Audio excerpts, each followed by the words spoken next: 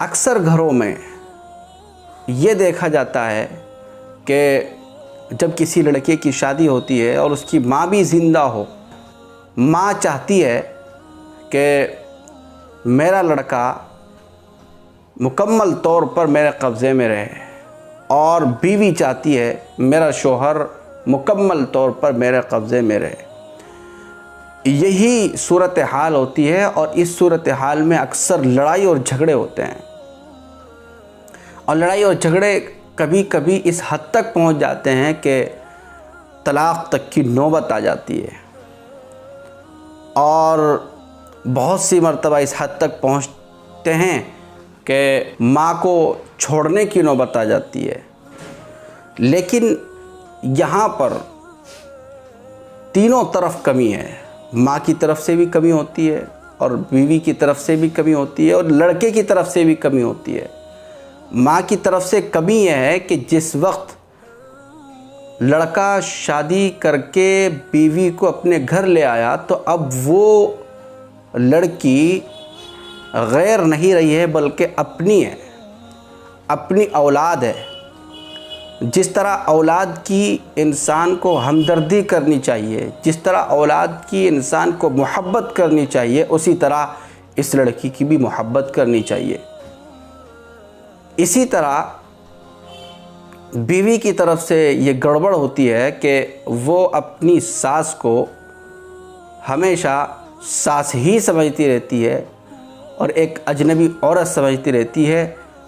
होना ये चाहिए था कि वो अपनी माँ उसको समझती। इसी तरह लड़के की तरफ से गलती होती है कि लड़का न माँ को सही तरीक़े से समझ पाता है और न बीवी को सही तरीक़े से समझ पाता है और वो एक ऐसी पहेली बन जाती हैं कि जिसको वो सुलझा ही नहीं पाता है।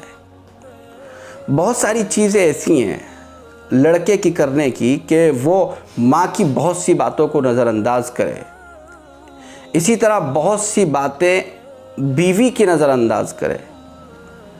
चूँकि दोनों रिश्ते बहुत मज़बूत हैं, माँ का रिश्ता भी बहुत मज़बूत है, माँ के कदमों के नीचे जन्नत बताई गई है, उसकी खिदमत करना लड़के के ऊपर ज़रूरी है।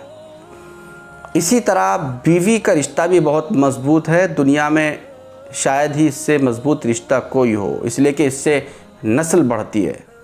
इसलिए बीवी के साथ भी इंसान को अच्छा बर्ताव करना चाहिए और बहुत सी बातें ऐसी होंगी घरेलू जो उसको नज़रअंदाज करनी चाहिए। लड़के की तरफ से कोई बात माँ के बारे में ऐसे ना हो कि उसकी बेअदबी हो और कोई बात बीवी के बारे में ऐसी ना हो कि उससे उसकी मोहब्बत में कमी आए, उसका दिल दुखे, उसको परेशानी हो। होता यह है कि माँ के साथ साथ लड़के की बहन वो भी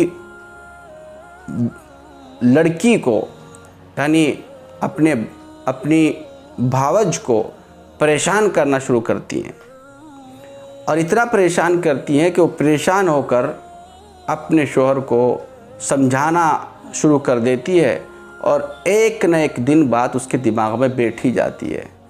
फिर वो माँ से भी बायकाट करना शुरू कर देता है और अपनी बहनों से भी बायकाट करना शुरू कर देता है, या फिर माँ की बात सुनी या बहनों की बात सुनी तो बीवी से बायकाट करना शुरू कर देता है।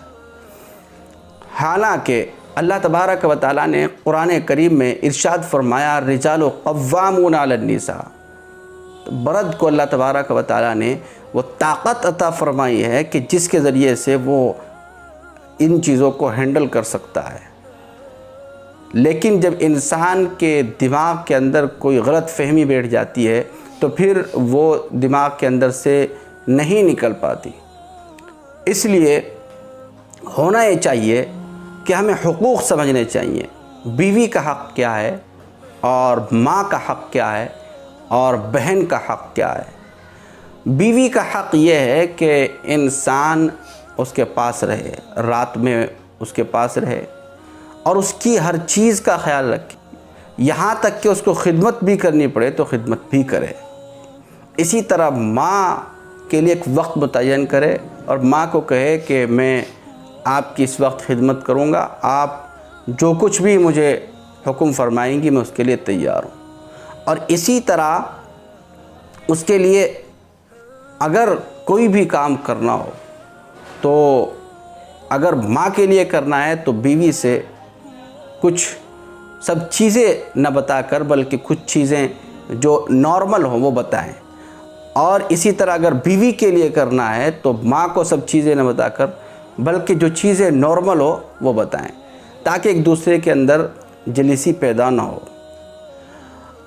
होता यह है कि जब हम एक तरफ पढ़ते हैं, कभी बीवी की तरफ पड़े रहते हैं और कभी माँ की तरफ पड़े रहते हैं, बल्कि हमें सबका ख्याल रखना है, बीवी का भी ख्याल रखना है और माँ का भी ख्याल रखना है और बहन का भी ख्याल रखना है।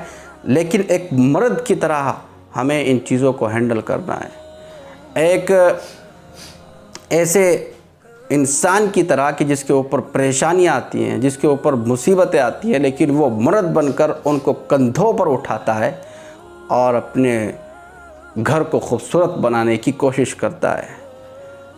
और ज़्यादातर घर टूटने में, मोहब्बतें ख़त्म होने में जॉइंट फैमिली का अहम रोल है। मैं देखता हूँ सोसाइटी के अंदर के जो जॉइंट फैमिली हैं तो वहाँ पर बहुत सी मर्तबा किसी लड़की के ऊपर जुल्म हो रहा होता है, बहुत सी मर्तबा किसी भाई पर जुल्म हो रहा होता है, बहुत सी मर्तबा किसी बेटे पर जुल्म हो रहा होता है। ज़ाहिर बात है हर एक का मिजाज अलग अलग है। अब 3 भाई हैं और 3 भाइयों के 3 बीवियाँ, अगर एक की भी बीवी सख्त मिजाज की है तो ज़ाहिर बात है वो सख्ती के साथ पेश आएगी, और एक की बीवी नरम मिजाज की और ख़िदमत गुजार है, वो ज़ाहिर बात है बहुत ही नरमी के साथ पेश आएगी और ख़िदमत करेगी।